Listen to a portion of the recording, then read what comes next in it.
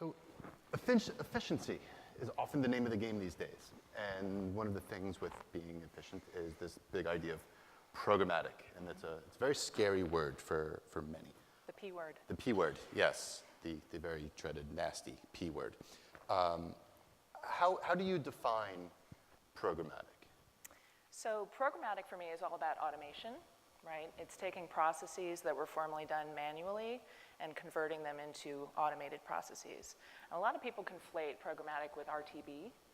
I would say that RTB is programmatic, but programmatic is not just RTB, right? That's one component. Certainly RTB is programmatic in the sense that you have machines talking to machines to facilitate the purchase of billions of impressions of ad inventory every day. But really things that could become and are becoming programmatic are things like I/O processes, negotiations of CPMs with publishers. So really it's about reducing friction ultimately between the buy side and the sell side and making everything more efficient. And a part of that, can programmatic be used for branding? Because right now we see a lot of the discussion is that it's more apt for direct response. Can we use programmatic channels to have brand awareness campaigns? I think absolutely. I think that a big part of what we're seeing sort of start to tip is programmatic premium, access to premium inventory through programmatic pipes. And as that becomes more ubiquitous, obviously that lends itself immensely to brands. So what happens, how do you make that then safe for advertisers? Because you can buy through a programmatic channel and you can end up on a site that you probably don't want your brand to be associated with. Mm-hmm. Well, I think the issue, Digiday talked about it earlier. We brought the F word in, right? Fraud and waste. Certainly, I think it's incumbent on all of us in the ecosystem to step up and own our piece of the puzzle for fixing that problem. It is sort of a shared responsibility, and I know that platforms, certainly the platforms that we work on, are working to have countermeasures to sort of prevent fraud at the source. Of course, we can't talk about what any of those are, or else we would lose our ground. But I think that impression quality certainly can be attained today, absent those measures even being in the platform. There's curating inventory through whitelists. There's certainly lots of third-party tools and technologies that can be brought to bear. Things like Peer 39 maturity settings, for example, can ensure higher quality inventory even in a programmatic context. So where does data fit into all of this? Well, data is huge, and I think it's been really interesting for me to see the evolution of data, and it was wonderful to hear yesterday folks start to realize that data is about more than just third-party data, right? There's a whole slew of data out there. There's first-party site data. There's increasingly CRM data that's being brought to bear, which I think is really exciting. I happen to have a background in database marketing, and so I would say the last few years, it really is about the sort of blending of anonymous cookies suddenly becoming, tied to known entities, offline identities, and really being able to leverage the power of that connection online, I think is the wave of the future. And so more and more, it's not going to be about the data that you bring to bear. It's going to be about what you do with that data and really doing smart things in the right channel at the right time with your customers. So does that imply that you need to bring on data scientists to look through this, or can someone like me who uses words instead of numbers be able to go through it? I think that data science is probably the sexiest profession out there right now. If I were going to go back for a PhD, I would probably go into that field. I feel like if you're a data scientist these days, you have your pick of any great job out there. It certainly is a very glamorous space, but at the end of the day, if you had a team of data scientists grepping through, let's say, the wrong data or incorrect data sets or improperly structured data sets, or with the wrong aim in mind, what is all that for, right? So at the end of the day, it comes down to smart humans making smart decisions with good inputs that they're starting from. So how does a brand manage all of this data? How important then is that data management?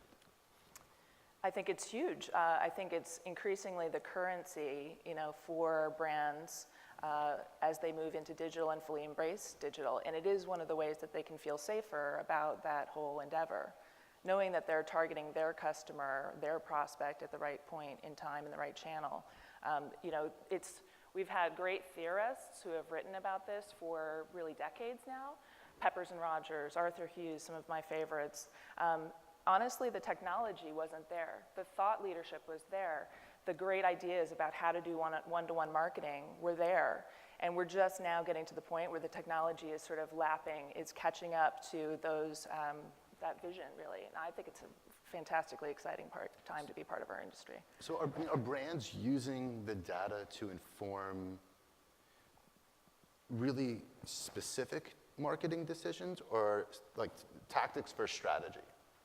So how is a brand looking at the data to set a broader vision? Well, we see some folks who borrow, for example, if they're going to bring their CRM targeting data, some folks will borrow from their email segmentation schemes. That's always a good place to start, because typically you've been doing email segmentation and an email program. And so what worked in that channel, you can certainly start to bring that into digital as a starting point. I think the most important thing is really to look at your own available data stores as a brand, figure out how they're structured, how much access you have to them. A lot of times you'll find data stores that you didn't think were as relevant as they actually turn out to be, so it's important to consider all of the data sets that you may have available to you.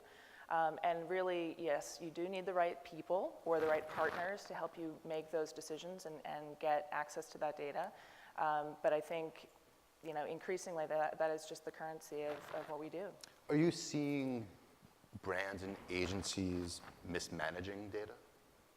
I wouldn't say mismanaging. I think that's a harsh term, but I would sort of refer back to what Mr. Marks from Nissan said yesterday about the COI thing. It's sort of like the cost of not engaging, not doing it, not trying it is probably greater now than the cost of doing it. Do you see particular industries that could really use a boost in this and understanding this?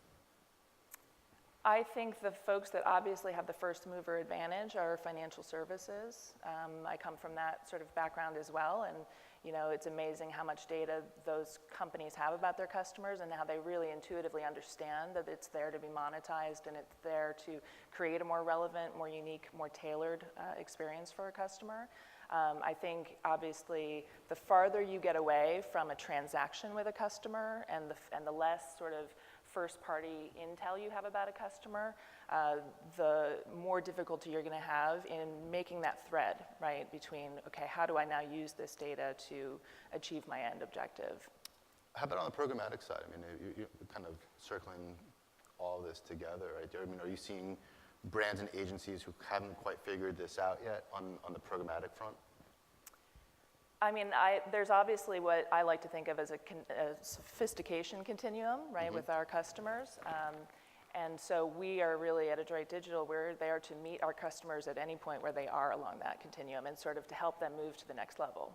So you're seeing a shift happening with brands and saying, okay, you know what, we're not going to be afraid of the P word and the D word and all these other fun euphemisms for programmatic and data? I think so. I think that I like to think of programmatic as sort of a wave, a huge tidal wave, and it's coming no matter what. So do you want to be Laird Hamilton building a special, apparatus to ride it, to get towed out and ride it successfully, or do you want to be sort of caught in the undertow?